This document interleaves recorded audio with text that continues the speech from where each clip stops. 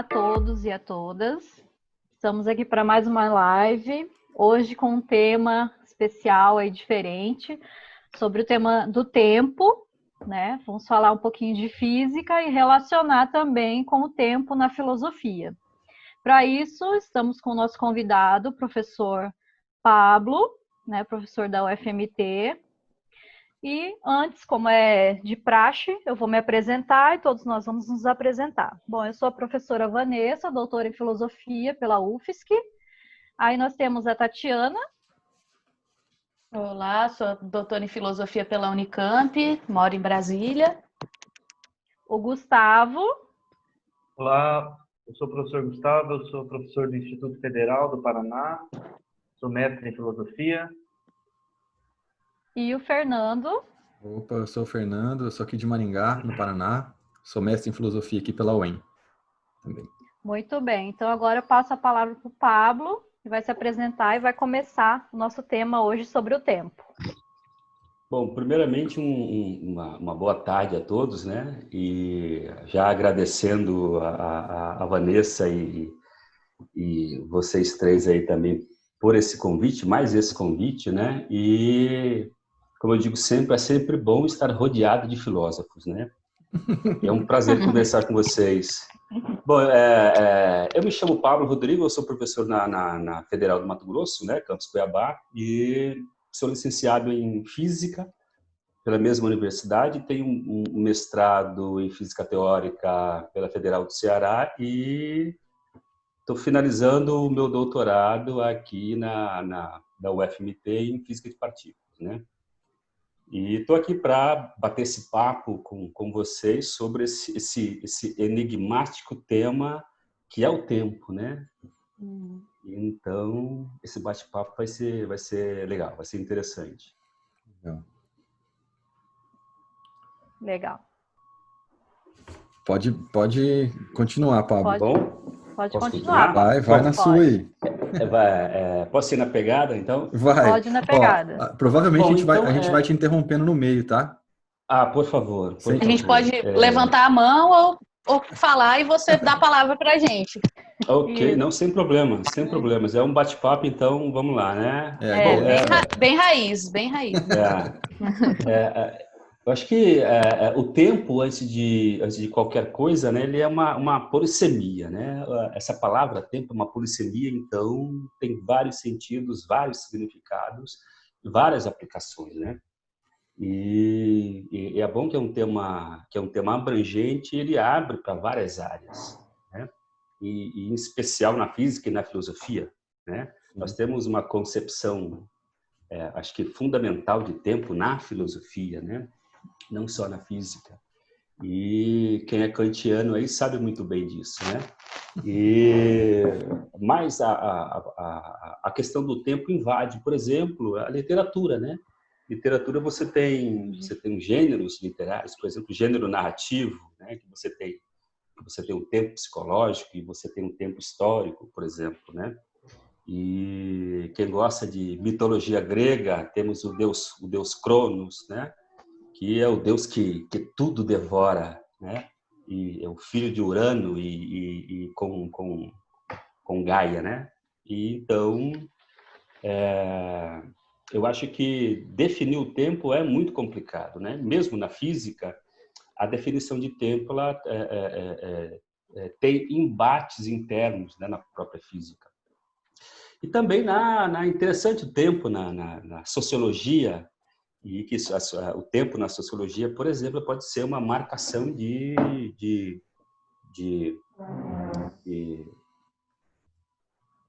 questões sociais, de níveis sociais, né? Você, por exemplo, tem, enquanto um filho da classe média alta tem todo o tempo para se desenvolver, né? Estudar, o filho das classes pobres não tem tempo nenhum, porque esse tempo é justamente roubado pela classe média, né? Quando você tem uma pessoa que precisa trabalhar e, enfim, ele é serviçal em uma das classes, né? E esse tempo dele é roubado, por exemplo, né? Quem diz muito bem isso é o Gessé de Souza, acho que é a Elite do Atraso, né? Um dos seus livros.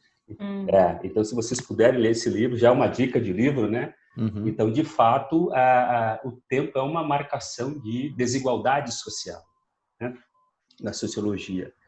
Eu acho que isso invade também o tema das artes plásticas, né, que é muito caro à nossa Vanessa, que gosta de artes plásticas. E, por exemplo, acho que no surrealismo do Salvador Dalí, ele tem um quadro muito especial acho que é Persistência da Memória, e lá ele mostra, né? E lá ele mostra, por exemplo, acho que 3 relógios derretendo, né? Uma das interpretações é que ele não era muito afeito a essa racionalidade sem freios, né? E esse tempo linear. Então, talvez ele tenha ali expressado essa não linearidade do tempo, a importância do tempo não linear, né? E, enfim, o tempo é um tema interessante e até hoje em aberto. Né? Sim. Se vocês quiserem interromper com perguntas, se vocês Eu me quero deixarem, eu vou continuar falando. interromper para dizer aquilo que o Santo Agostinho falou no livro 11 das Confissões sobre o tempo, Sim, a dificuldade de definir o tempo. exatamente. Ele diz assim que quando ninguém pergunta para ele o que o tempo é, ele sabe o que o tempo é. Mas a Ele partir sabe do a momento... resposta. Isso, ele sabe a resposta. A partir do momento que alguém pergunta, a resposta escapa da cabeça dele, né? Sim, sim, E eu acho que talvez acho que o único local em que o tempo é muito bem definido, em detrimento da maioria da população, é quando ele está relacionado ao dinheiro, né? Acho que quando se diz tempo é dinheiro, então na cabeça dessa galera que gosta de sistema financeiro, né? Então lá é muito bem definido, tempo é dinheiro. Talvez só aí o tempo seja muito bem definido, né? Mas na física o tempo não é bem definido, né? Como eu disse para vocês, nós temos teorias que prescindem do tempo, né? E teorias que imprescindem do tempo. Por exemplo, a mecânica newtoniana, ela é uma teoria em que o tempo é sumamente importante. Então, primeira questão é que o tempo para Newton era absoluto, né? E talvez o Kant tenha se inspirado no tempo de Newton, né? E para ajudar nessa sua ideia de tempo, né? Então, a primeira coisa é que o tempo para Newton e também para Galileu, na verdade, daí para trás, né? E isso ficou muito expresso em Galileu e em Newton, que o tempo era absoluto. E outra característica também da mecânica clássica é que o tempo é contínuo, né? A primeira coisa que o tempo existe nessas teorias, né? O tempo é contínuo, é absoluto, ele corre igualmente para todos os observadores, né? Se eu sincronizar meus relógios com os relógios de vocês 4, não importa a velocidade com a qual nós viajamos, não importa a posição, né, em que estejamos, a gente sempre vai medir exatamente o mesmo tempo. Então, nesse sentido, o tempo é absoluto. Existe também, na mecânica clássica, claro, a ideia de fluxo de tempo, né? Então, de fato, o tempo flui na mecânica clássica, e ele dá a ideia de ordenamento dos eventos, né? E tanto para o futuro quanto para o passado, porque na mecânica clássica você tem uma seta do tempo para o futuro e uma seta de tempo para o passado, né? Então, a partir de uma equação, você pode visitar o futuro e também visitar o passado. Então, a mecânica clássica tem essa simetria, né, da seta do tempo, o que não vai ter, por exemplo, na mecânica estatística. E outra coisa interessante do tempo newtoniano é a ideia de absoluto. Não só de tempo absoluto, mas de sincronicidade, né? E eventos que acontecem no mesmo tempo para mim também acontecem no mesmo tempo para você, independentemente da velocidade com a qual a gente viaja, né? Então, se eu estou parado e se você está viajando em relação a mim, 2 eventos simultâneos para mim também serão simultâneos para você, né? E a relatividade vai dizer que não é bem assim, né? Essa simultaneidade, ela depende do referencial, depende do observador, né? Aqui, na física, observador não quer dizer no sentido psicológico, né? Mas o observador no sentido de medição, né? Você mede uma quantidade física num certo tempo, né? Por exemplo, você mede a carga, você mede a velocidade, você mede a posição e a aceleração, né? Nesse sentido que a gente fala de observador, né? Não do observador psicológico com interferência social, enfim. Nesse sentido, a física é absoluta, né? Essa subjetividade na física não pode ser confundida com subjetividade psicológica, sociológica, né? Então, na verdade, essa subjetividade que a gente diz é com relação ao observador, né? A observadores inerciais, por exemplo, né? Mas o tempo para Newton é importante, se vocês se lembram disso, para definir as quantidades mais importantes na mecânica clássica, que é a posição, que depende do tempo. À medida que o tempo passa, a minha posição varia, né? Para definir velocidade, então o tempo tem que existir, tem que ser contínuo, tem que ser um fluxo, e para definir a aceleração, para depois, junto com essa mecânica galileana, né? A mecânica galileana ela é a cinemática, na verdade, né? Posição, velocidade e aceleração. Só depois de Galileu, com a introdução da massa e o conceito de força, vem Newton, né? Introduzindo a ideia de força, e que também depende do tempo, né? Forças que variam no tempo, né? Então, na mecânica clássica, a gente percebe esse fluxo imanente de vivência das coisas, né? De mudança das coisas no tempo. Então, a mecânica clássica é um local onde o tempo é importante, né?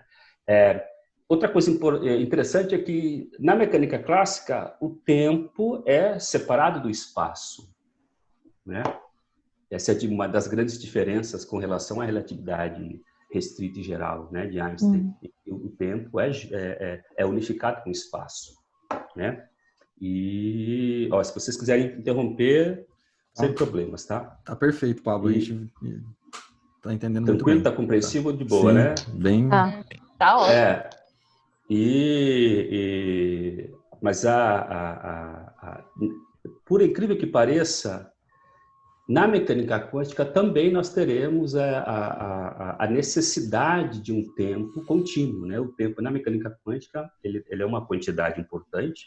Então a gente pode dizer que na mecânica quântica o tempo é fundamental, né? E isso vai afetar, inclusive, teoria de cordas, algumas teorias de cordas, né? Na verdade, a maioria das teorias de cordas elas têm o tempo como uma quantidade importante, né? Agora, existem teorias em física em que o tempo não é importante, né? Mecânica estatística, por exemplo, na termodinâmica, né? A termodinâmica do austríaco Ludwig Boltzmann, né? E, inclusive, ele se matou por conta das suas próprias ideias, né? Como ele não foi bem recebido na época, as suas ideias não foram bem recebidas, ele se suicidou, né? E na lápide dele está lá a equação, que é a segunda lei da termodinâmica, que é a entropia. Então, na termodinâmica, você estuda um sistema macroscópico, né? Um sistema de muitas partículas, um sistema sólido ou um sistema gasoso, utilizando a termodinâmica. E é interessante que na termodinâmica o tempo é completamente irrelevante, né? Você não precisa do tempo. Então, na termodinâmica, a gente pode dizer que não existe fluxo do tempo, não existe o tempo, embora passado e futuro ainda fazem sentido na termodinâmica, né? Teorias modernas de gravitação, por exemplo, a gravidade de loop quântico também imprescindem do tempo. Então, na verdade, nós temos dois ramos na física. Aqueles que acreditam que o tempo é importante e aqueles que acreditam que, para você ter uma teoria, por exemplo, uma teoria unificada, a física, você tem que descartar o tempo, né? E de um lado você tem físicos de corda e de um lado você tem físicos que abraçam a gravidade de loop quântico, por exemplo. Então, quando a gente fala em teoria de unificação, você quer descrever uma versão unificada da natureza, em que você une a gravidade, a força nuclear, né? A força nuclear, o decaimento radiativo, a força fraca, né? E a força eletromagnética, né? Que é a força, por exemplo, que está presente no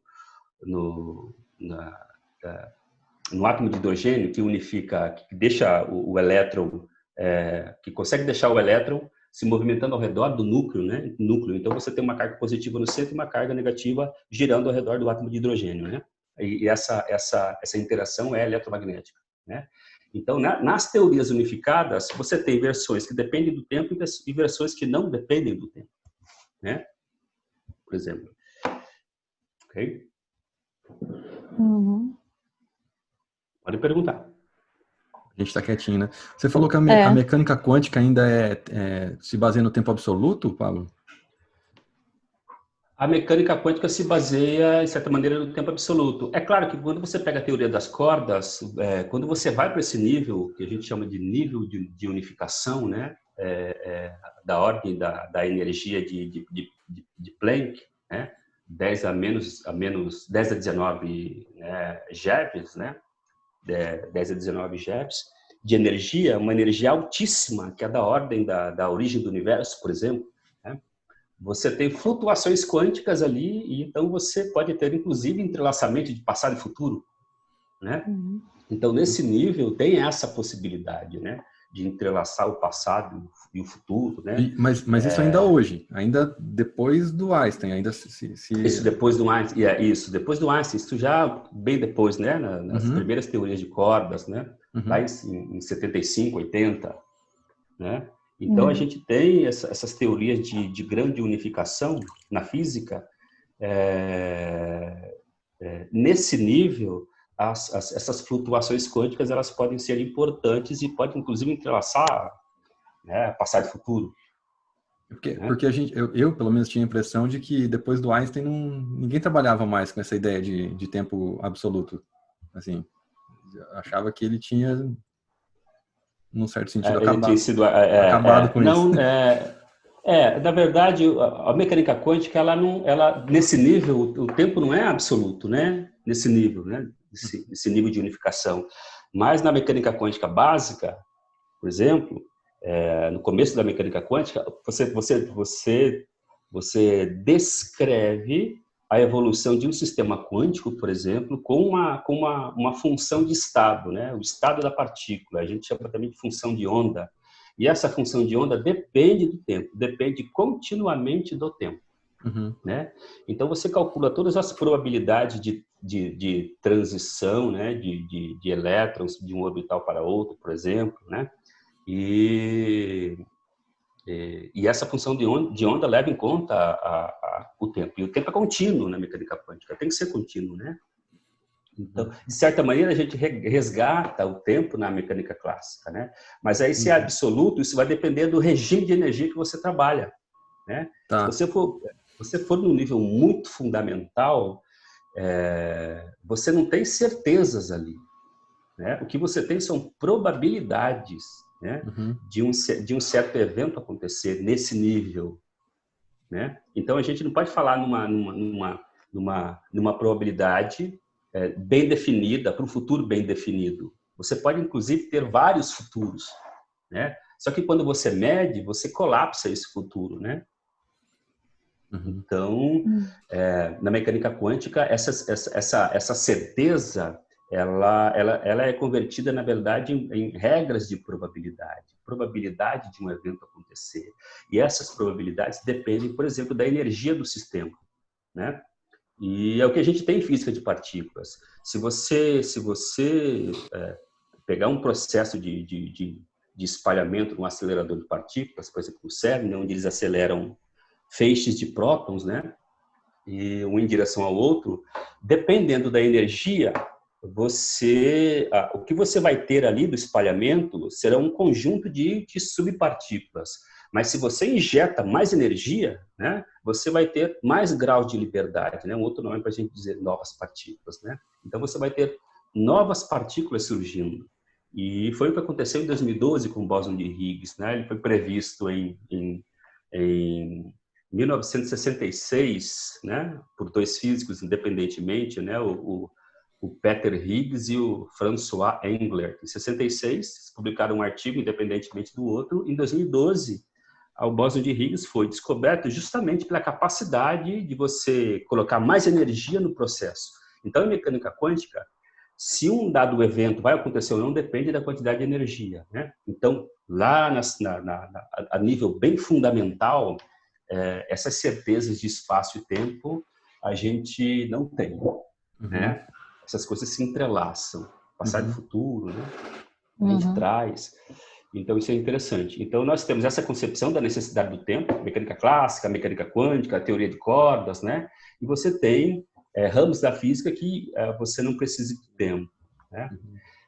E é interessante que, voltando à termodinâmica, né, uma das teorias da física, uma das teorias da física em que o tempo, você não precisa do tempo para construir a teoria, o que você tem são estados que o sistema acessa, né? E, por exemplo, se você tem uma caneca ou uma xícara, né? E se você deixa essa xícara, se você abandona essa xícara de uma certa altura, não é à medida que o tempo passa, porque o tempo na termodinâmica não existe, o fluxo do tempo não existe. O que existe são vários instantâneos que o sistema acessa. Então, sistemas fechados, principalmente, né? Então, se você abandona uma xícara de uma certa altura H do solo, você tem um sistema fechado, terra e xícara, o sistema ele acessa múltiplos estados, né? Tem uma regra para isso. É como se você tivesse um pacotinho de baralho, né? Então, cada cartazinha dessa é um estado que o sistema acessa.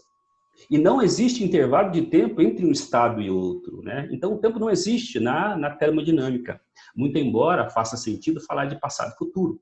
Então, você tem uma série de fichazinhas, como se fossem frames, né? Isso como se fossem fotos instantâneos. Sim? Desculpa. E aí ele é discreto. Discreto. Isso me lembrou um pouco do Hume, não lembra, não? Desse É que aí você tem a noção se o tempo existe ou não existe de fato, ou se ele é uma abstração da sua experiência, entendeu? Então, por exemplo, o tempo ele existe como absoluto, como alguma coisa absoluta. Ele existe como... Só dou um exemplo esdrúxulo, né? Como se o tempo existisse, o espaço e o tempo existisse e Deus colocasse as coisas lá dentro, né? Sim. Ou se a noção de espaço e tempo é uma noção retirada por nós com o nosso... Da memória. Da causalidade, a gente da vê... causalidade, Sim, a gente vê a maçã, né? Isso, a maçã nova, depois vê a maçã velha. Aí uma abstração do sujeito. Seria do sujeito, que teria criado essa noção para entender o antes e o depois, mas não... Exatamente, é interessante que essa ideia do Hume, ela casa muito bem com o tempo na termodinâmica. Porque é um mundo meio fragmentado, né? Um mundo que não tem ligação nele próprio, né? Assim. Exato. Ela na verdade, sujeito, o mundo, né? Exato. O mundo acessa estados diferentes, né? Desde o Agostinho, acho que o Agostinho foi o primeiro, né, a trabalhar o tempo na filosofia, pelo menos que eu tenho na minha cabeça. Não, Aristóteles trabalha. Mas é aquele negócio super... Na física, né? No texto da física. Mas no texto da física ele já trabalha com o tempo, né? Já, o Aristóteles já. Contínuo e discreto? Contínuo e discreto, acho que não no Aristóteles, né? Não no Aristóteles. Da matéria.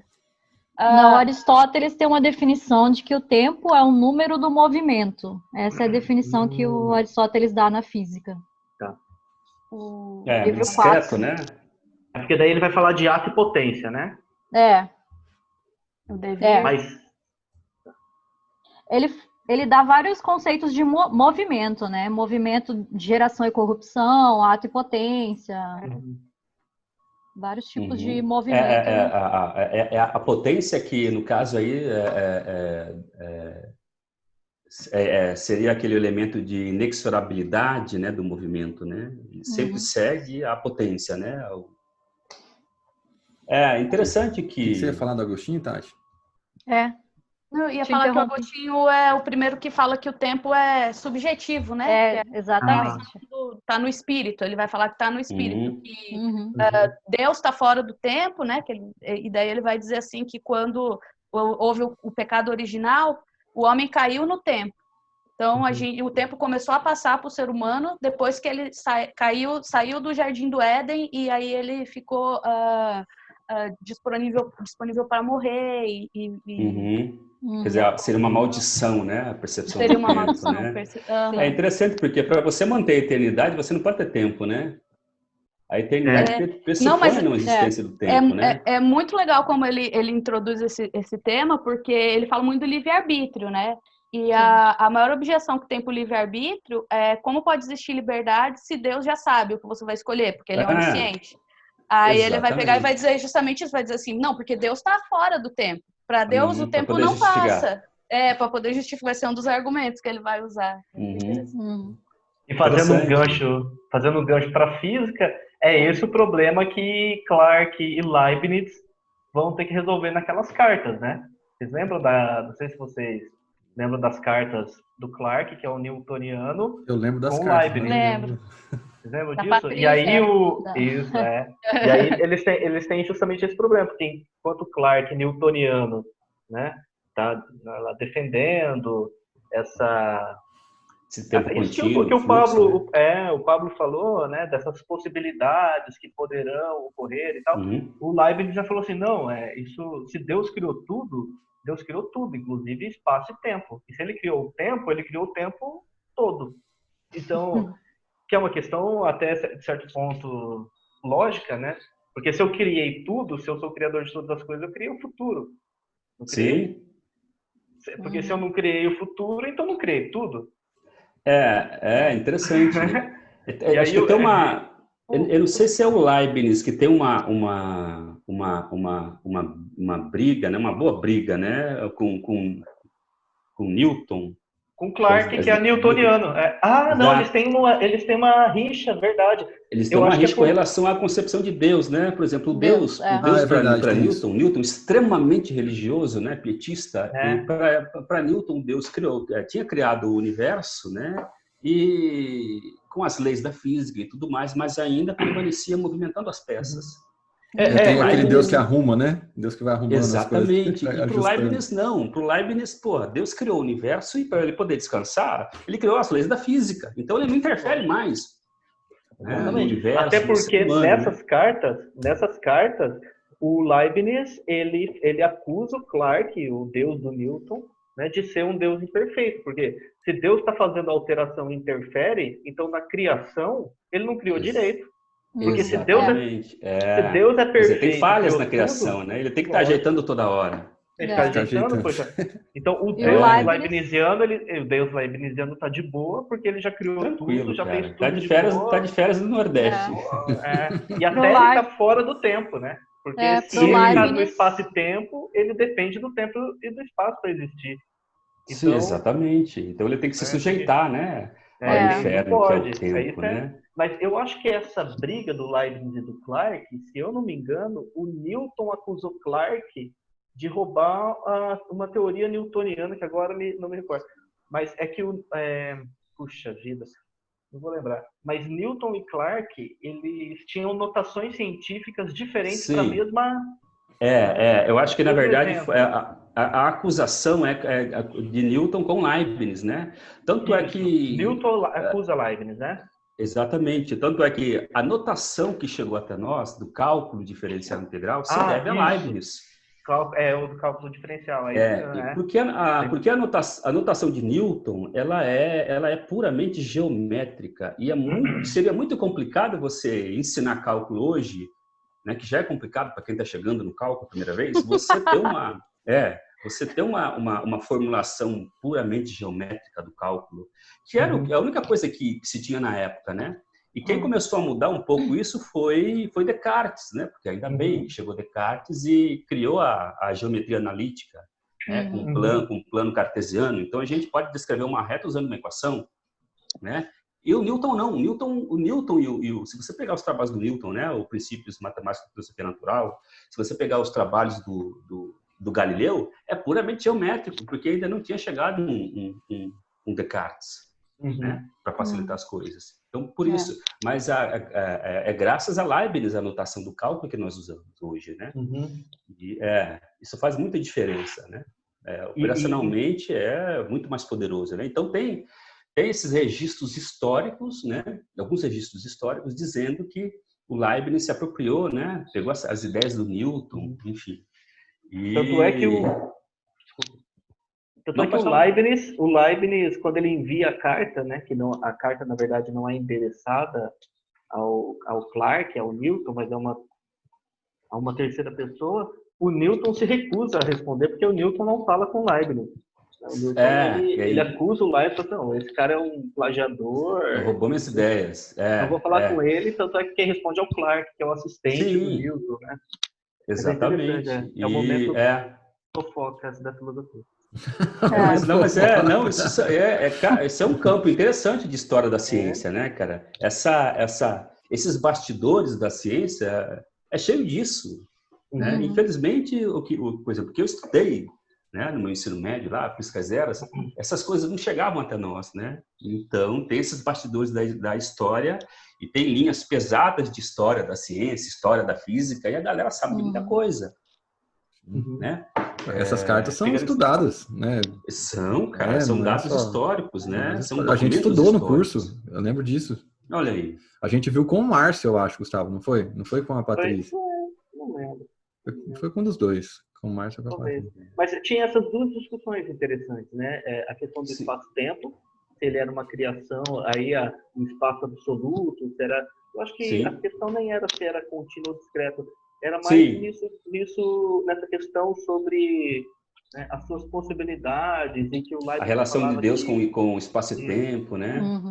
Aí, para o Leibniz, o espaço-tempo... É que, assim, é difícil a gente, para mim, né?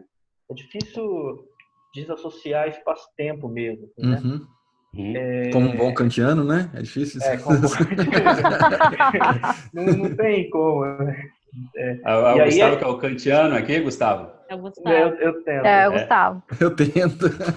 Mas é difícil pra gente. É difícil, cara, tá louco, cara. Kant não é mole, não, cara. Porque a abordagem do Kant para o espaço, ele tem uma outra abordagem, né?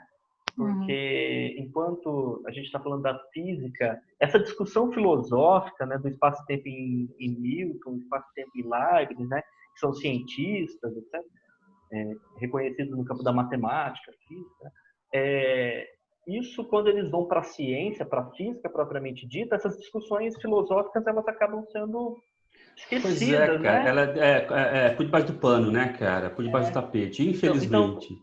Então enquanto vocês estão... Isso é um problema, dos nossos cursos, né? Como eles são montados e tudo mais, né? E a gente não tem nenhum texto de física entremeado de história e filosofia. Né? Então, quando no máximo você pega um livro de física tradicional, né? Por exemplo, dois autores, o Halliday e o Resnick, né? Tudo bem que é voltado para a engenharia, mas questões filosóficas, históricas, né? Até sociológicas, que a gente devia discutir, elas não são discutidas. Então, você tem no finalzinho uma sessãozinha assim, falando sobre uma concepçãozinha, bem rápido ali, né? Eu acho que isso deveria perpassar todo o texto, teórico, inclusive, né? E elencando questões históricas, questões sociológicas e questões filosóficas. Porque não dá para dissociar. Se as pessoas entendessem como a ciência é feita, como ela funciona, talvez não estava acontecendo o que está acontecendo aí fora. Exatamente, como ela é construída. É uma coisa... aprender até as picuinhas, o arranca-rabo, os bastidores, assim, uma coisa isso é importante, porque dentro desses bastidores, dessas picuinhas, tem questões interessantes, questões fundamentais, né? Questões fundamentais. E humaniza, né? Humaniza sim, claro. Parece que é tão distante. Sim, para você ter uma ideia, o aluno chega na física, ou um curso de ciência, sem saber o método científico. Às vezes ele termina o curso sem saber. Exato, sem ter claro na mente dele o método científico. Então, é um problema sério, né? E, enfim, A minha ideia, né, um dos meus sonhos é tentar escrever uma obra de física geral com essas coisas, né? Envolvendo história, porque filosofia. a gente muitas vezes vê que o espaço e o tempo, né, do modo como é tratado na ciência, ele é uma coisa dada, como se ele não Exato, fosse, você não como se não questiona, foi, né? como Você se não ele questiona, é não dado. fosse discutido. Sim. Ele é dado. E aí a gente perde essa discussão de Newton, né? Newton, Leibniz, enfim. Eu estou citando esses dois porque foram os que apareceram e são um físico matemático reconhecido. E eles fizeram uma discussão profunda acerca do espaço-tempo, né? E que nos manuais isso não entra, né? Falta um minuto. Não entra. Falta um minuto. Aí vamos fazer o seguinte, eu já... Passa rápido, né, Pablo? Passa rápido. Eu já vou te mandar, eu já mando o link de novo no grupo agora. Eu saio aqui e mando o link de novo no grupo. Beleza. Quer fazer uma pausa dramática, Gustavo? Vai ficar... Eu vou pegar uma cerveja. Pausa dramática. Pausa feliz, né? Falo quem fala. Vai você, Gustavo. Tá valendo. Eu falo? Depois você vai editar isso, né? Não sei. Talvez. Okay. Mas o que eu estava dizendo era essa questão do espaço-tempo em Leibniz e Newton, né? Que é uma preocupação que muitas vezes nos manuais, ali, eu dizia, os manuais eles se esquecem, né, dessas informações, imagino eu, porque ele está trabalhando, porque quando a gente fala de física e de química, né, no nosso imaginário, nós que somos leigos, né, em física e química, e o estudante secundarista, assim, também, né, a gente está muito preocupado em mensurar as coisas, né? Então, eu preciso medir a distância, o movimento, o calor, e a gente esquece dessa discussão filosófica, ao mesmo tempo é uma pergunta, e se esquece um pouco dessa discussão filosófica por trás do espaço-tempo, por exemplo, desses físicos, né? Cara, acho que uma das piores coisas no conhecimento é você amputar a gênese dela, né? Você tira as origens dela. E o problema é que você empobrece a discussão, você empobrece a sua pesquisa. E, por outro lado, a gente vê físicos atuais, como, por exemplo, o cosmólogo Paul Davies, esses caras tocam nesses assuntos, cara. Então, os caras, sobretudo em divulgação, porque para eles é muito importante, né? Você discutir sobre a origem, né, dos conceitos, né, do ponto de vista filosófico, do ponto de vista histórico, não só físico, porque você está na fronteira do conhecimento. Como é que você está na fronteira do conhecimento sem fazer uma questionamento filosófico? Né? Então perde sentido, porque você vê estudantes fazendo física de maneira operacional, né? Sim, bem que operacional, esse tipo de coisa, assim, essa ideia de pragmática, né? Eu gosto da física pragmática, né? Fazer a conta e obter o resultado. Então é nesse nível que nós estamos, né? Por conta dessas discussões. Mas vem desde lá do ensino médio, né? Os problemas da nossa educação.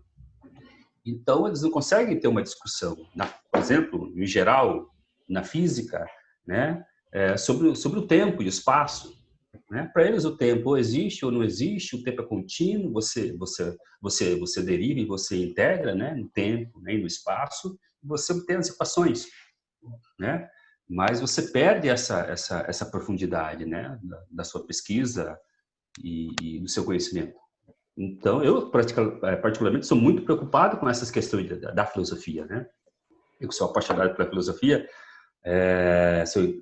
sou entusiasta da filosofia, né? E eu gosto muito dessas questões, porque é a partir desses fundamentos que a gente pode ter insights, inclusive. Né? Então, é muito importante. Essa é o fundamento, para toda a sua teoria funcionar, ele tem que ter todo esse respaldo filosófico, né? Quais tem os pilares, né? O seu edifício se constrói como, né? Não, meu edifício constrói com um tempo absoluto, ou com espaço ou contínuo, ou discreto. Porque senão, lá na frente, a coisa desaba, né? E eu acho que o problema de você ignorar essa discussão é esse, né? Agora, uma questão que eu me faço é por que parece que é só na modernidade que o Isso espaço acontece. que o espaço-tempo se torna protagonista de uma base científica, assim, por assim dizer. Uhum. Não sei se Sim. seria uma boa pergunta, mas não sei se vale para tudo Mas também, né? você também não acha que parece que isso não era... ocorre um pouco na filosofia também, Gustavo? Eu acho que isso tem a ver com a matematização da natureza que aconteceu depois do Galileu, Pode ser. né? Eu acho que é por isso, porque antes o Aristóteles não deixava, né? A física era a filosofia da natureza era uma disciplina qualitativa, né? Uhum. Você Assim, observava a natureza, mas você não matematizava. A matemática era abstrata e a física ela é de se observar. Você não misturava as duas, né? sim, E depois essa é uma própria Galileu... evolução, né? Evolução histórica da ciência de modo geral, né? Essa forma pragmática, como se diz, né? Então, acabou essa matematização, né? Essa tecnicidade, esse tecnicismo. Então, infelizmente, varreu um pouco essas questões, né? Bom, no Brasil a gente vê muito isso, lá fora não, né? Lá fora você vê grandes universidades em que essas questões, meu amigo, não são deixadas para debaixo do tapete, né? Ah, Então, interessante isso. elas têm um ponto central. Você vê, esse lance do tempo foi a questão central do Stephen Hawking, por exemplo. Uhum. Né? Mais para cá, né? Ele escreveu várias obras falando só do tempo, né? E as várias concepções do tempo, a origem da ideia de tempo, esse tipo de coisa, né? Mas infelizmente a gente não tem muito isso, né? Eu falo porque eu sou professor aqui e às vezes você discutir, entrar nesses detalhes, o aluno se chateia às vezes, né? Porque ele quer a matemática, ele quer a física matemática, ele quer os conceitos da física, pronto, acabou. Uhum. Mais pragmática, né? Exatamente, porque ele tem que fazer uma prova, um TOEFL, ele tem que fazer uma prova de admissão no mestrado. Essa é a qualidade que a gente tem, né, cara? Eu estava vendo uma live vocês devem ter visto, acho que foi a Tati postou até, com o Drauzio, aquele rapaz biólogo. O Yamarino? A Átila. O Átila Yamarino, né? Yamarino e o Drauzio. E o Drauzio fala justamente isso, assim, porque as nossas universidades, elas nem sempre formam pesquisadores, elas formam profissionais. Mas exatamente. Sim, ele falando do médico, ele falou médico que não conhece método científico, se forma, não sabe então, o que é. O cara chegou a esse ponto também. Chegou. Ele falou, o Drauzio falou. Nossa. O cara não conhece a noção de paradigma, de método, entendeu? O cara não tem, é aquilo, ele pertence a uma comunidade científica, mas ele nem sabe que ele pertence, e ele nem sabe por que ele está seguindo um método científico, porque ele não conhece exatamente, ele está sendo arrastado, né? Mas isso é uma coisa interessante que o Gessé Souza falou, né? Você tem a formação de uma classe média em função dessa nossa história escravocrata, né? Você tem a construção do Brasil, do que é o brasileiro, né? E você tem uma classe média, ela adquire conhecimento técnico, conhecimento científico, mas esse conhecimento científico não é crítico. Sim, puramente técnico, né? Exatamente. O Newton, nas suas indagações sobre o tempo, etc., a preocupação dele ainda assim ele tem uma preocupação, na verdade, com a física, né? Não propriamente com a ele fala assim, eu preciso definir para fazer a minha física funcionar, e aí eu vou ter que... Ele usa uma definição de tempo, né? Um tempo absoluto. Esse não, acho que não é nem dele, né? Já é anterior, né? Antiga, né? É anterior a ele, então ele usa isso aí, ele usa essa base filosófica para poder sustentar a sua teoria. E aí você, não sei se você pode ajudar a gente, assim, mas essa definição de tempo do Newton, ela perdura por quanto? Por quanto tempo? Então, foi ali em 1700, né? O Newton. 1600, 1700. As cartas é de 1702. Newton exatamente, 1727 ali. Então, isso depende do ramo da física que tu vai. Né? Como uma teoria física estabelecida, ela não morre, ela tem um limite bem definido, né? Então, um modelo físico, uma teoria estabelecida, você não a substitui, na verdade, né? O que você faz é delimitar muito bem os braços de validade dela. A mecânica newtoniana continua válida, né? Então, de certa maneira, essas concepções de tempo, elas vão persistir na física. Ou o tempo não existe, ou o tempo existe. Né? É aquilo que diz o Thomas Kuhn, não é? O que é um físico que escreve a história das revoluções científicas, né? Exatamente. Lembra, né? Thomas Kuhn ele fala assim, nós temos os paradigmas, eles não são... Os paradigmas, um não substitui o outro. Existe um paradigma A e um paradigma B. Um vai para uma direção... Eles conseguem coexistir. Exatamente. Então não há uma substituição, não é? Não. Então eles conseguem coexistir. Então essa ideia do tempo, na física, você vai perguntar o que é o tempo. Não sei. A gente não sabe, cara. Essa é a grande pergunta na física. O que é o tempo? Não sei. A gente não sabe, né? Mas na falta de uma definição, dependendo da teoria, a gente usa o tempo. O tempo é só um parâmetro nas equações. Mas ele existe, ele não existe? Né? Não sei, depende do que você quer na física. Tem uma teoria, ou teorias mais novas agora, chamada de teorias de tempo emergente. Essas teorias de tempo emergente, elas dizem que o tempo no nível fundamental não existe, né? Se você está no nível fundamental, no nível das partículas elementares e subpartículas, o tempo lá não existe. Mas o tempo macroscópico, ele é coletivo, ele é uma construção coletiva do mundo microscópico. Embora no mundo microscópico o tempo não exista, no mundo macroscópico, né, o tempo aparece como uma coletividade. Fazendo uma analogia com a solidez de um objeto, por exemplo, da mesa aí de vocês, né, tem uma certa solidez. Mas se vocês forem no mundo subatômico, é praticamente espaço vazio. Então, a solidez de um objeto macroscópico é um efeito coletivo lá do mundo quântico. Né?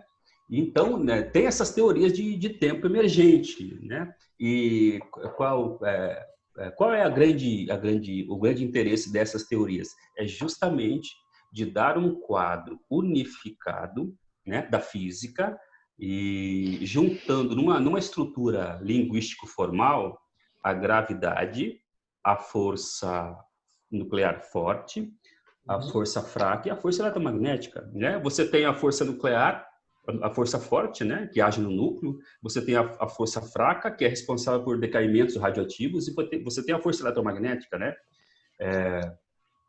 Esse quadro está unificado, essas três forças. A gente chama de modelo padrão da física de partículas. Mas e a gravidade? Como é que a gente vai unificar? Né? É aí que o tempo entra. O tempo é um elemento fundamental para a unificação, que é o santo graal da física. Né? Então, quando a gente até brinca, quando a teoria da unificação chegar, os físicos vão poder tirar férias, né? Porque a física vai estar acabada. Né? Mas, enfim, enquanto ela não chega, o grande problema da física, em especial para a unificação, é ou a gente considera que o tempo existe, ou a gente considera que o tempo não existe. E o que vai ditar isso? A teoria que melhor explicar o mundo que nós temos. Né? Então, a teoria unificada que melhor explicar a matéria, o mundo que a gente vive. Né? Porque você unificar o mundo do muito grande com o mundo do muito pequeno não é fácil. Né? Einstein morreu tentando, né? Porque você trabalha com paradigmas distintos, né? Paradigmas, exatamente. métodos, modo de mensurar o objeto. Exatamente. E você pegar paradigmas excludentes, né? Como é que você pega paradigmas excludentes e você unifica? Isso é difícil. Você pegar duas matemáticas, né? Uma para... Eu gosto de fazer um exemplo da matemática. Mensurar o espaço bidimensional e tridimensional, né? Você fala a geometria A e a geometria B, né? São duas teorias distintas, né? Porque... Exatamente. Como é que você vai unificar a geometria plana com a geometria booleana, que não é plana? Exatamente. Né? E aí... quadro só.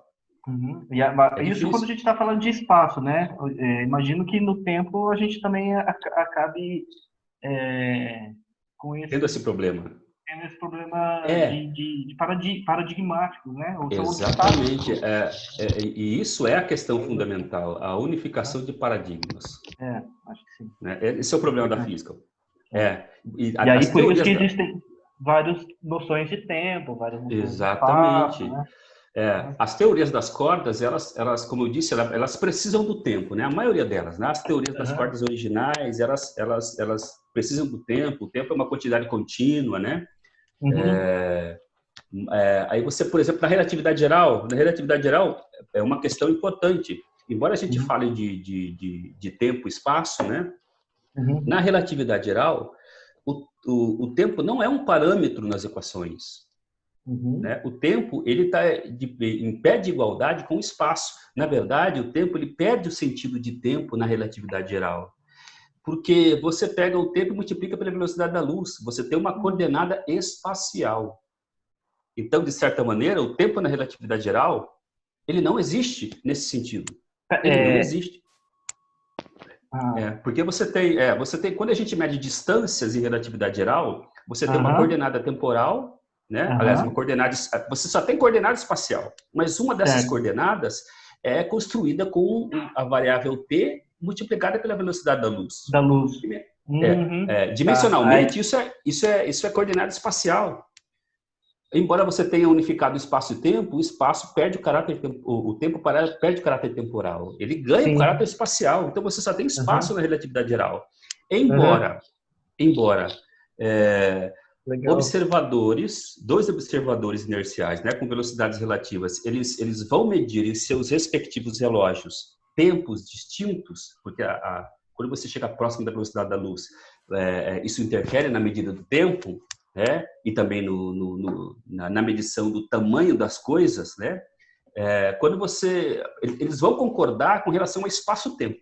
Embora eles não concordem com medidas de espaço, né, e do tempo, com relação ao espaço-tempo eles vão concordar, né? Mas de fato, você tem o paradoxo dos gêmeos, né? Você tem o João na Terra e você tem o Paulo, né? Que pega um foguete a 80% da velocidade da luz, vai até a alfa a estrela alfa, né? Da constelação de Centauro, né? Para quem ficou aqui na Terra, ele vai levar 10 anos para ir e voltar. O referencial do observador na Terra. Só que no referencial de quem está viajando, né, não serão 10 anos, serão 6 anos, viajando na velocidade a 80% da velocidade da luz. Né? Então, qual foi o envelhecimento da pessoa que ficou na Terra, do irmão que ficou na Terra? Subtrai 10 por 6, dá 4 anos. Então, quando eles se encontrarem, quem ficou na Terra estará 4 anos mais velho. Né? Então, de fato, na relatividade, a gente precisa, né, do tempo, né, para a gente medir essas quantidades. Mas, de uma maneira mais profunda, o tempo perde o caráter de tempo. Né? Na verdade, uma coordenada espacial. Mas eles sempre vão concordar com medições no espaço-tempo. Né? Se você pegar só o tempo, só o espaço, eles não vão concordar. Né? Isso é importante. E a questão de simultaneidade na relatividade também, ela não é absoluta como é em Newton, né? Um evento simultâneo para mim, né, não vai ser simultâneo para um outro observador viajando próximo da velocidade da luz, né? Se eu estou aqui numa posição A e do meu lado caem 2 raios, né? Para mim esses eventos são simultâneos, mas para aquele que estiver se movimentando, a informação que é da dos raios, ela vai chegar não síncrona para o outro observador. Né? Então, essa noção de simultaneidade na relatividade se perde. Né? É absoluta em Newton, eventos simultâneos são simultâneos para qualquer observador, não importa a velocidade que eles estejam, né? Vai ser simultâneo. Né? Só que na relatividade não, relatividade restrita, não. E uma outra coisa interessante da relatividade, na sua versão geral, né, você tem a versão restrita, 1905, que não inclui a gravidade, e 10 anos depois, Einstein escreveu uma formulação da relatividade mais geral, em que ele inclui a gravidade. Né? E quando ele inclui a gravidade, não só a velocidade da luz interfere nos relógios, né? mas também a quantidade de matéria interfere nos relógios, né? Então, se eu estou aqui na Terra, que tem uma massa maior que a Lua, né? Eu meço o tempo no meu relógio. Quem está na Lua vai medir um tempo diferente, porque tem menos massa, né? Vai medir um tempo mais rápido, por exemplo, né? Então, perto de grandes massas, os relógios sempre se atrasam. Pô, mas isso é messível? É messível. Os caras trabalham com relógios atômicos, né? Com precisão absurda, né? Colocam um relógio atômico num avião, por exemplo, né? Em alta velocidade, e os caras conseguem mensurar a diferença de tempo do relógio atômico no avião e do relógio atômico que ficou na Terra, né? É muito pequena, mas os caras conseguem medir, né? Então, quer dizer, o tempo depende da velocidade. Então, se você está em alta velocidade, para você o tempo passa mais devagar, né? E para quem ficou aqui te vendo passar próximo da velocidade da luz, o tempo vai ser sempre mais dilatado, né? Então, você tem a dilatação do tempo, né? Por exemplo, o paradoxo dos gêmeos. Para quem ficou na Terra, o tempo se dilatou, né? O tempo de viagem foi de 10 anos, né? Mas, para quem viajou próximo da velocidade da luz, o tempo foi de 6 anos, né? Então, o espaço e tempo, na relatividade geral, é um fluido, né? É como se fosse um fluido. Então, um fluido que você pode esticar e você pode comprimir. O espaço-tempo. Então, você tem a matéria encurvando o espaço-tempo, né? Então, o espaço-tempo é maleável. E a gente viu isso numa observação de um pulso de onda gravitacional em 2015, se eu não me engano, né? Foi a primeira medição pelo laboratório LIGO de ondas gravitacionais previstas por Einstein, né? Então, por conta do espaço-tempo ser um fluido elástico, né? E também foi esse evento foi uma das confirmações da existência de buraco negro, né? Então, o que você tinha ali? Você tinha 12 buracos negros, né? Num binário de buracos negros, um choque de buraco negro, então lançando essa onda o que é um buraco do espaço-tempo, né? Buraco negro, o buraco negro é uma massa. É uma estrela que colapsou, uma estrela que tem massa 2 vezes e meia massa da Terra, né? A gente chama de limite de Chandrasekhar, né? Então, toda estrela que tiver uma massa, 2 massas e meias da Terra, do Sol, aliás, vai se converter num buraco negro. Então, você tem uma gravidade altíssima, né? E nada escapando desse buraco negro, né? E a gente consegue perceber a existência de um buraco negro pela estrela que ele tá comendo, né? Pelo disco de acreção. Então, essa é uma das evidências. E, por exemplo, provavelmente, a probabilidade de nós termos um buraco negro no centro da nossa galáxia é alta, né? Porque ele tá atraindo. Exatamente. Utilizando o raio-x, né? Essa emissão de raio-x do centro da nossa galáxia, a gente consegue observar estruturas distantes por conta do raio-x que essas estruturas emitem, galáxias, estrelas, enfim, aglomerados de galáxias. Então, no centro da nossa galáxia, pela emissão de raio-x, que a gente consegue medir isso, a gente consegue detectar anomalias nas trajetórias de estrelas que passam ali perto. Essas anomalias nas trajetórias das estrelas que passam ao redor do centro da galáxia indica que nós temos ali um mega buraco negro, né? Que é uma estrela que colapsou, né? E, enfim, é um dos pequenos que nós temos, né? Tudo isso previsto pela relatividade. Né? Mas se você conseguisse se movimentar em direção ao centro da nossa galáxia, provavelmente o tempo para você passaria mais devagar, né? Essa foi a sacada de Einstein quando ele viu o Big Bang, né? Um dos questionamentos dele. E se eu cavalgasse em cima de um raio de luz, né? O que aconteceria? Né? Então, se você viajar à velocidade da luz, o tempo para você para, simplesmente, né? E a partir daí ele desenvolveu a sua teoria, as duas teorias da relatividade, né? O que é impossível, porque como a gente tem massa, não dá Exatamente. Isso foi a gente chama de experimento mental, né? Gedanken experiment, né? Experimento mental, que a gente usa muito na física.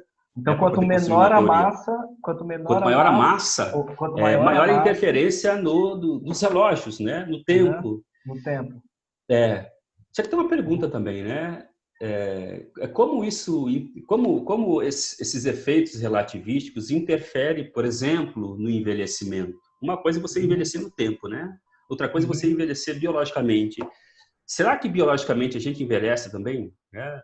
Nessas circunstâncias extremas? A gente não sabe, né? Por exemplo, a gente não sabe se você viajar próximo da velocidade da luz, né? Isso interfere no encurtamento dos telômeros, né? Só lembrando, o cromossomo ele é formado por bracinhos, né? Como se fosse um X. Esses bracinhos são os telômeros. E à medida que o tempo passa, o ser humano vai envelhecendo porque esses bracinhos vão encurtando, né? Esse processo de encurtamento dos telômeros ao longo da vida de uma pessoa é que dá o efeito de envelhecimento. Será que a física causa um efeito no encurtamento dos telômeros? Será que nessas circunstâncias a gente conseguiria diminuir a velocidade de encurtamento dos telômeros? A gente não sabe, né? Por exemplo, a gente não sabe. Né? Será que astronautas, né, um pouquinho distante da Terra teriam essa velocidade de encurtamento dos telômeros diminuído, né? A gente não sabe. Mas é isso. Voltando à termodinâmica, né, que é uma teoria que não depende do tempo. Você pode definir passado e futuro, né? Passar de uma teoria que em parte depende do tempo, passar agora para uma teoria que em parte não depende do tempo, né? Que não depende do tempo, que é a termodinâmica. Você pode definir, embora o tempo não exista na termodinâmica, o fluxo do tempo não exista, você pode definir passado e futuro. Imagine que você, à medida que a xícara cai, você tira 100 fotos, né? Você tira 100 fotos, 100 instantâneos. Na verdade, são 100 estados que o sistema acessou. E se você pincelar um desses frames, um desses estados, você vai poder definir um antes e um depois. Quer dizer, a noção de sucessão. Exatamente, exatamente. Então, e essa noção de sucessão, ela tem um detalhe que o sistema só evolui da menor desordem para a maior desordem. Então, o copo, no instante que você abandonou, tem um grau de desordem. Né? A gente mede com uma função chamada entropia, a segunda lei da termodinâmica. E a evolução de todo o sistema macroscópico fechado, sempre, isso é uma regra, isso é uma lei natural, né? Na verdade, porque até agora a gente não observou o contrário. Então, a evolução de sistema macroscópico sempre vai ser em direção do aumento da desordem. Isso traz uma assimetria na seta do tempo. Ou seja, o tempo na termodinâmica só aponta numa direção, no futuro. Você nunca vai ver a xícara espatifada no chão e o café lá derramado, do nada, retornar, né? Como se você fosse rebobinar uma fita, retornar e sair de um frame de desordem máxima, né? E chegar num frame de desordem mínima. É por isso que a gente não... E isso talvez explique porque a gente tem essa ideia psicológica, neurológica, biológica do tempo, né? Talvez o tempo não exista, mas por conta de nós guardarmos informações, né? A termodinâmica também fala em informação, né? Essa desordem, grosso modo, está associada à informação do sistema, né? Não só sistema físico inanimado, né? Mas sistemas biológicos complexos também. Como, por exemplo, o cérebro. Então, à medida que a gente nasce, né, a gente vai isso é muito Hume, velho. Vai evoluindo. Exato, isso é Hume, cara. Isso é muito Hume. Eu esqueci de dizer isso anteriormente, mas talvez o Hume tenha razão. Pelo seguinte, à medida que a gente vai juntando informação... Quando o Kant refuta o Hume, ele não destrói o Hume, né? Também. Ele meio que assume a parada, né? Ele vai falar assim, não, realmente, as coisas são desconexas. É o sujeito, no caso kantiano, que vai ligar as coisas, né? Tipo, as coisas no mundo, elas continuam sendo desconexas. né? Se eu não me engano ali, a pegada do Hume e do Kant é que o Hume não conseguiu justificar causa e efeito como uma categoria, né, propriamente. Talvez o Hume tivesse observado, tenha sacado essa categoria de causa e efeito como uma coisa a priori, mas ainda tenha ligado causa e efeito a contingências, né, a experiência. Sim. Para o Kant, não. Quer dizer, né? não sei se ele Kant, ligou, ele tá retira ligado. da experiência, né? Causa e efeito. Não. Ele vai falar que É contingente, não é? não, ele vai falar É que o hábito, né? na experiência não tem Exato. causa e efeito, né? O que o Hume Na vai experiência não, é o que faz a causa e Ele efeito é o ele só hábito. não coloca a priori, como ele falou, ele só não chega nessa conclusão, que é o que o Kant vai fazer depois. Exatamente. E o cérebro, por conta do aumento da sua entropia, por que a gente só consegue acessar o passado, né? A gente só consegue acessar o passado nas nossas lembranças. Isso não é uma indicação de que o tempo flui. Isso é a indicação que a gente só consegue acessar estados com menor desordem. Uhum. Não que o tempo exista. Né? Daí vem um pouco do Hume aí, né? Ninguém lembra do futuro, né? Então, mas você lembra do passado, porque você só consegue lembrar estados com menor entropia, menor desordem, menor informação. Então, talvez aí nós tenhamos uma explicação de que por que a gente tem essa intuição de tempo, essa noção de tempo, né? Talvez seja neurológico, talvez seja biológico. Posso falar o que o Santo Agostinho falou sobre o presente, passado e futuro? Por favor. É muito interessante. Ele diz assim que o passado ele não existe mais, né? A não ser como memória. O futuro não existe porque ainda não aconteceu. E que o presente é como se fosse uma prisão, que nós somos prisioneiros do presente. Acho muito interessante essa fala dele. A gente está preso, né? Do instante que a gente não consegue nem quantificar. Exato. Na termodinâmica, diríamos, estamos presos num estado do sistema, né? Então, quer dizer, o instante é sempre um frame, né? Quando você monta ali sua apresentação, já passou. Né, já passou. Então, você pega um frame daquele. O que a física vai dizer é que você pode acessar essas coisas, esses frames, né? Pelo menos na memória, né? Mas a repetibilidade jamais. Você nunca verá, isso por conta da segunda lei da termodinâmica, o sistema acessar estados com menor desordem, né? É por isso que a gente não vê, tipo o filme do Super-Homem, né? Vocês são bem mais novos, e eu me lembro acho que dos primeiros filmes do Super-Homem da década de 80, 90, por conta da Lois Lane que morreu. O vilão matou a Lois Lane e qual a ideia que ele teve? Eu vou dar voltas. Vou girar a Terra, né? Vou dar voltas na Terra, né? E para rebobinar a fita para ela. Rebobinar. Exatamente. Mas isso na termodinâmica é impossível. Por que é impossível? Porque a probabilidade é zero disso acontecer. Né? Então, na termodinâmica, o tempo simplesmente é imprescindível, não existe. São estados que a gente acessa, só isso. Né? E não existe intervalo de tempo de um frame para outro, né? De um quadro para outro. Né? Tanto é que a gente vê aquelas fotos estroboscópicas, né? Em livros do ensino médio, né? Eles lançam a bolinha de uma plataforma e tiram aquelas fotos estroboscópicas, né? Que são os instantâneos. Então, na termodinâmica, é isso que existe. Né? Agora, a dificuldade é encontrar uma teoria que unifique a física. Aí, se vai ser com o tempo ou imprescindindo do tempo, nós ainda não sabemos, né? Nós ainda não sabemos. Enfim, mas essas questões começaram na filosofia. Faltam 3 minutos e 20. Eu envio outro link e a gente volta para encerrar aí. Beleza? Beleza.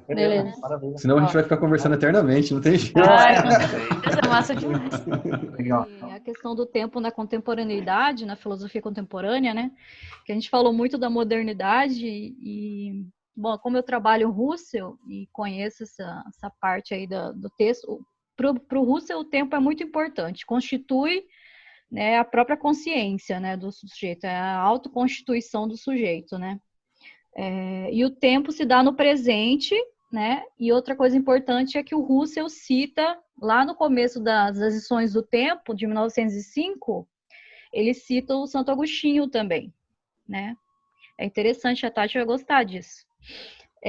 E aí o Russell fala também da questão do tempo. É uma concepção de subjetividade diferente, né, da subjetividade kantiana, enfim, mas é um texto de 1905, que foi publicado só em 1928, porque foi compilado pela Edith Stein e pelo Heidegger, né, que era discípulo do Russell.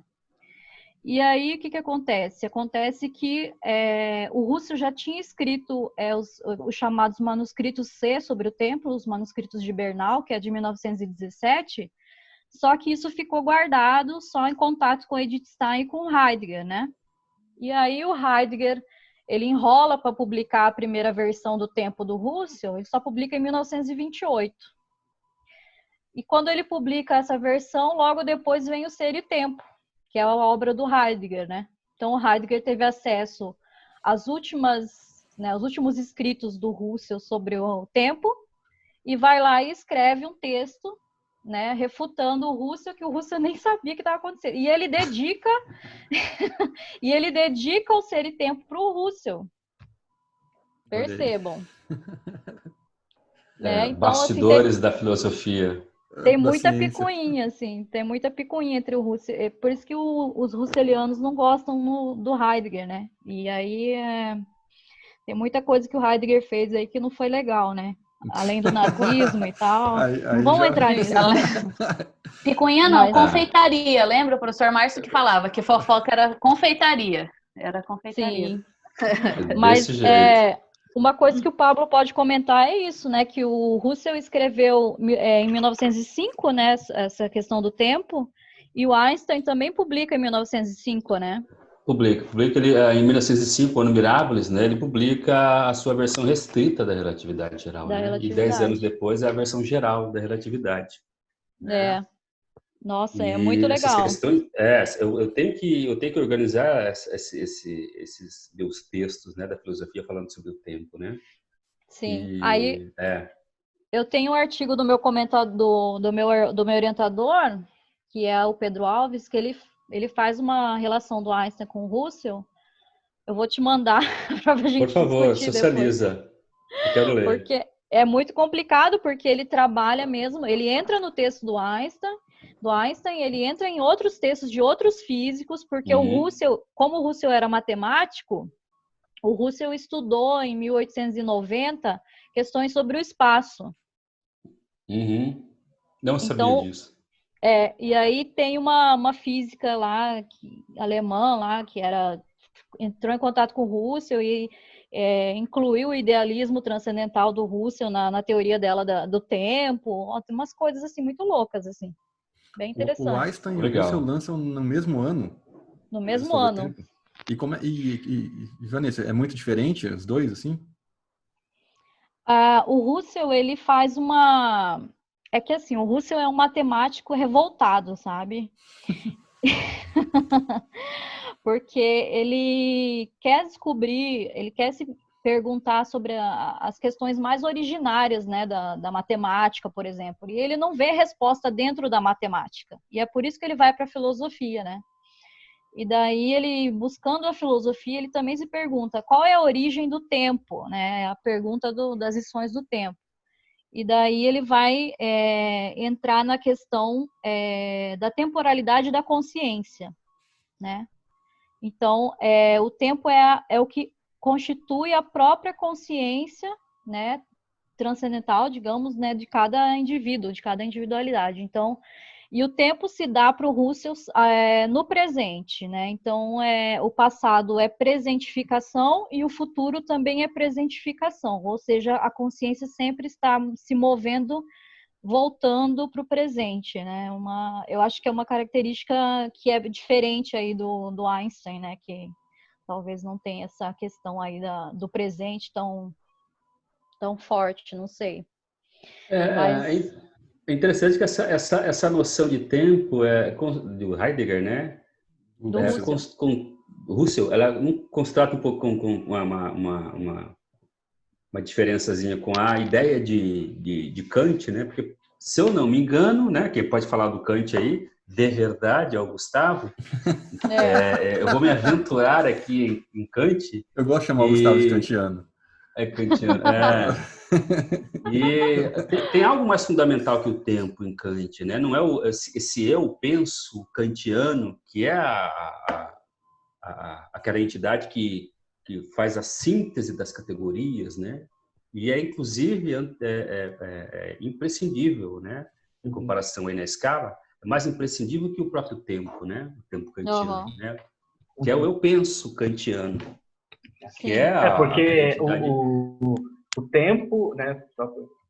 Porque assim, para o Kant, né? O que é o tempo? Né? O tempo existe a sensibilidade, a intuição sensível, né? Eu intuo as coisas, eu só consigo intuir os objetos do espaço-tempo. Eu não consigo. É o palco, ter né? A sensibilidade. É o palco da intuição atua, né? Exatamente. Então, então, o que ele diz? Ele diz o espaço e o tempo e as categorias, né? Esses três elementos, espaço, tempo e a categoria, condição para a percepção do objeto enquanto fenômeno. Então, por que esse objeto é um fenômeno para mim, né? Essa caneta? Porque ela está no espaço e no tempo, né? Então, o espaço e tempo é condição da sensibilidade. Então, é um elemento, o tempo e o espaço. Mas depois eu tenho que ter, além do espaço e tempo, né? São formas a priori, né? Eu tenho que ter esse eu penso, né? Que é o elemento sintetizador, né? Das categorias, né? Subjaz todas as representações que eu faço, subjaz o eu penso. Então, o que é o espaço-tempo, né? O espaço-tempo é condição, né? É muita coisa, na verdade. É diferente para o Husserl, né? Que Ele o Husserl não tem... Ele não usa o termo eu penso também, né? Ele usa um outro termo. Como é que ele usa? O Husserl? Não, o Kant. O Kant? Kant, eu penso. Eu penso. Parágrafo 16, ou quiser, que ele fala assim, o eu penso deve acompanhar todas as minhas representações. Exatamente. É que para o Husserl é diferente isso, porque não tem... A consciência não é faculdades, não é dividida em faculdades, né? É outra divisão diferente, né? E a subjetividade, sem o tempo, não existiria a autoconstituição, não existiria nada, né?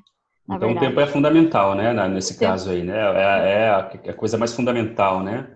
Tanto para o Husserl, né? Quanto para o Heidegger também, né?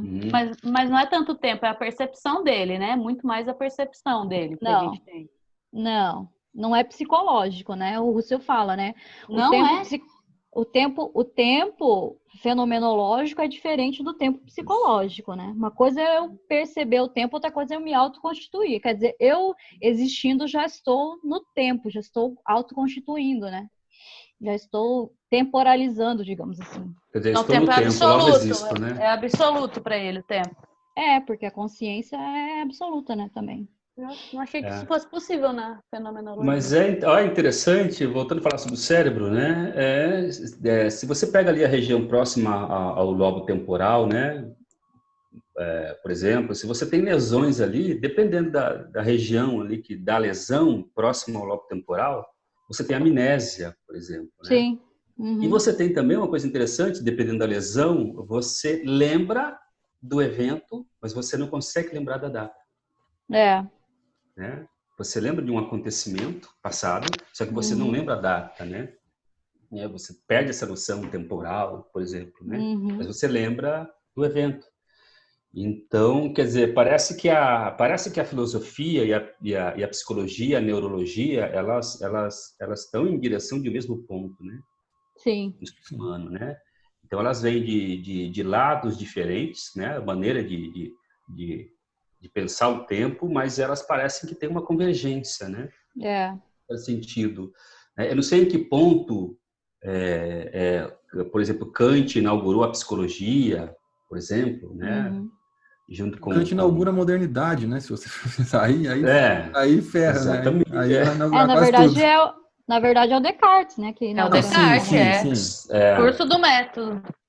Exatamente. Então não é modernidade, é a É o contemporaneidade. iluminismo, né? 1133, né? A contemporaneidade, quem rompe com essas...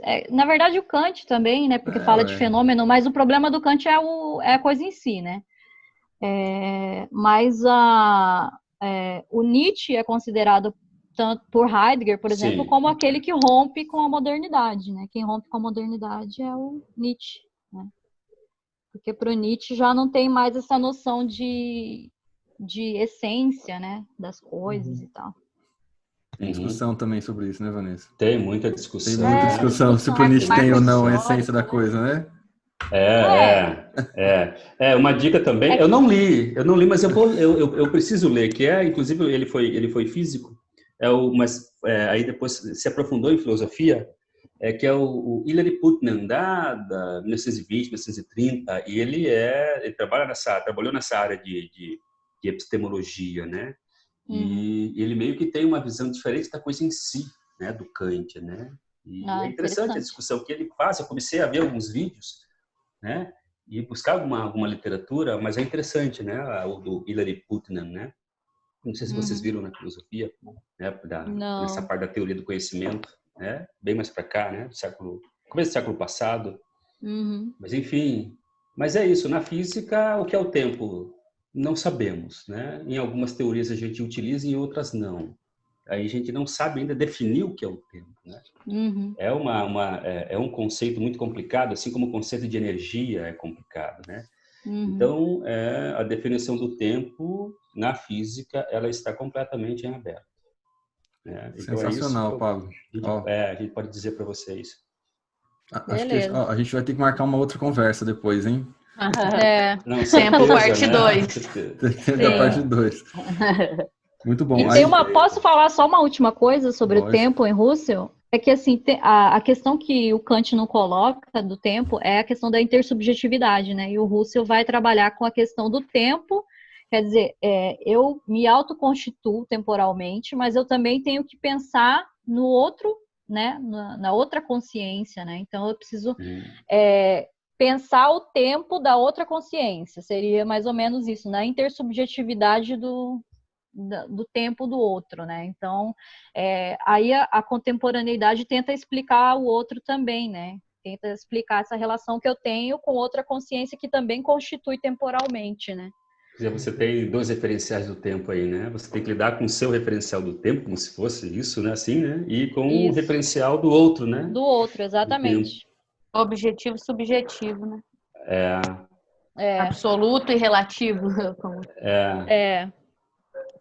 E daí o problema é não tornar o outro um objeto, né? Esse é o problema da contemporaneidade.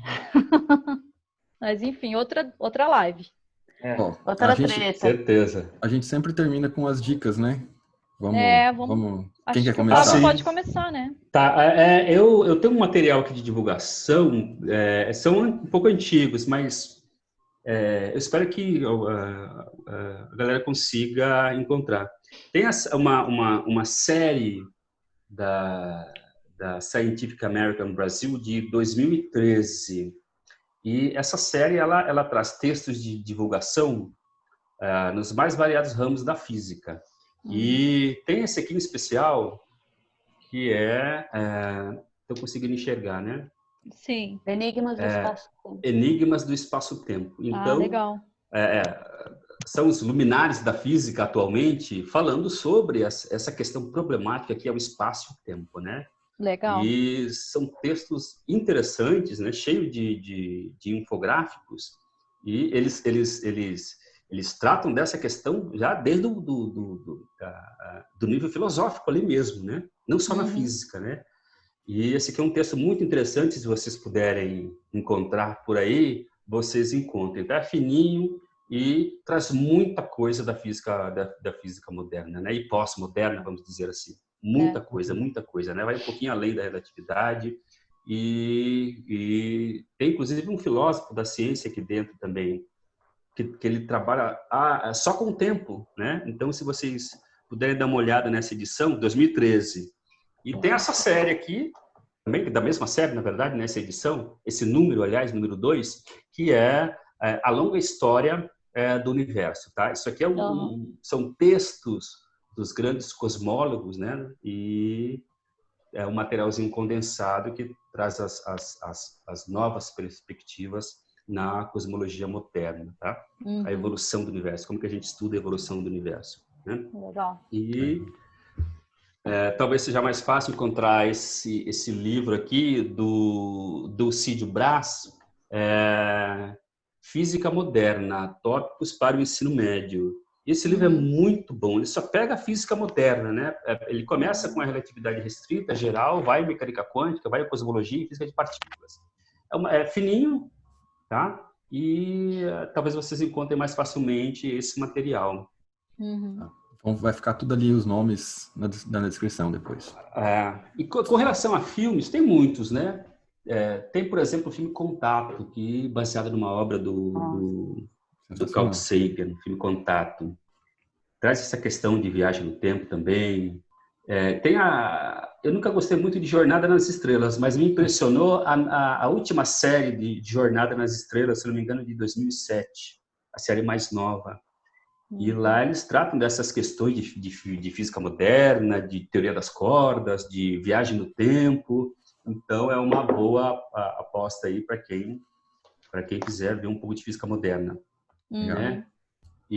Mas tem muitos filmes, né? Tem muitos filmes falando sobre física, viagem no tempo, né? Esse é um tema que nunca desbotou. Então, esses dois filmes são legais, vale a pena, né? Quem Mas quiser, isso. Se eu fosse física, eu ia querer ser consultora de roteirista de Hollywood para esse filme de Olha aí. Legal. Você vai, Tati, agora? Aí... Posso falar? Gente, o meu gênero preferido de filme é filme de viagem no tempo. Então, olha aí. Olha aí. Eu amo filme. Qualquer filme, desde aqueles romances bem bregas até os eu também gosto. Eu gosto demais. Envolve viagem no tempo, eu sempre assisto, independente da qualidade do produto. De livro, tem livro e tem a série. Eu recomendaria O Homem do Castelo Alto. Legal, hein? K. Dick, que fala, né, o que teria acontecido em outra vertente. A primeira temporada é sensacional. É sensacional o livro, né? Mas fala de dimensões. A gente não falou muito de dimensões aqui, Sim. né? Eu achei que a gente fosse falar, por isso que eu tinha pensado nisso. Mas que aconteceria se Hitler se o nazismo tivesse ganho a guerra, né? Isso, se ganho a guerra lá atrás. É muito legal. O livro e o filme são fantásticos. Série, dá até vergonha de ser tão óbvia, mas Dark, né? Eu acho que não existe. Dark é maravilhosa, show de bola. Né? Faltando aí a terceira, né? Falta a terceira temporada. Eu acho que sim. Já saiu, não saiu não, né? Ainda não. Não saiu. Não saiu. Deve ter parado, né, a filmagem por causa do corona. De Volta para o Futuro, que é um clássico de toda uma trilogia maravilhosa, não tem como não falar. Interstellar. É legal também. É muito legal, menos o final, mas fora o final é tão legal. Donnie Darko. Eu não assisti Donnie Darko. Donnie Darko é muito bom. Vejam, gente, tá no meu top 10 da vida, só pra vocês terem uma ideia. Donnie Darko é bom demais. Donnie Darko, podem ver que eu garanto. Meia-Noite em Paris, que é uma... ótimo. Né, do Woody Allen, que é de viagem, né, pro passar no tempo. E você falou... qual filme você falou antes de Star Wars? Falei Contato. Eu lembrei da Chegada, né? Que é um filme que mistura linguística com física. Eu acho fantástico. Se me pedirem para escolher entre Interstellar e A Chegada, eu prefiro morrer, porque eu não sei dizer qual que eu gosto mais. Os dois são maravilhosos, né? E o Santo Agostinho, As Confissões, o livro 11, que é um clássico de todo mundo que, né, se debruça sobre esse tema. Sim. A música do Caetano, desculpa ser clichê de novo, mas Oração ao Tempo é a coisa mais linda que se tem para falar sobre isso, né? Oração ao Tempo é uma ode, né? A Cronos, que devora tudo. E você falou sobre o tempo sociológico no começo, Pablo? Sim, Sobre o tempo, né, até uma como dica de livro, que é o livro do do Gessé, Gessé. né? Gessé de Souza, que eu sou fã pra caramba do Gessé. Mas quando você Mas disse isso, eu me lembrei de um episódio de uma série chamada Explicando, que tem no Netflix, Ah, que é sim. sobre roupas de ginástica. Olha que interessante, Ah, isso tem a ver com o tempo. Diz que quem usa roupa de ginástica e quem usa roupa confortável, normalmente é quem tem tempo disponível para se exercitar. olha Ou seja, aí, essa tá pessoa tem vendo? mais dinheiro, que tem mais tempo livre. Exatamente. Isso marca Então, ele posição social, um marca indicador posição social. É muito interessante. São, acho que 20 minutos, meia hora, eles falam sobre roupa de ginástica e a ligação Olha aí, com o tempo show de livre, bola. sabe? E aí eles fazem uma pesquisa, me lembrou essa parte. Lá naquela rua de Beverly Hills, que tem aquelas lojas muito caras de grife, e eles perguntaram para as vendedoras que estão acostumadas a atender milionários. Se entrar aqui na loja alguém com uma roupa muito elegante e alguém com uma roupa de ginástica, quem você atende primeiro? E essas vendedoras que estão acostumadas a só atender gente né, muito rica, falaram, com certeza a pessoa de roupa de ginástica. Porque tem tempo livre para se exercitar, para cuidar de si, né? Esse é um dos privilégios da classe média, né? Roubar o tempo da classe abaixo dela.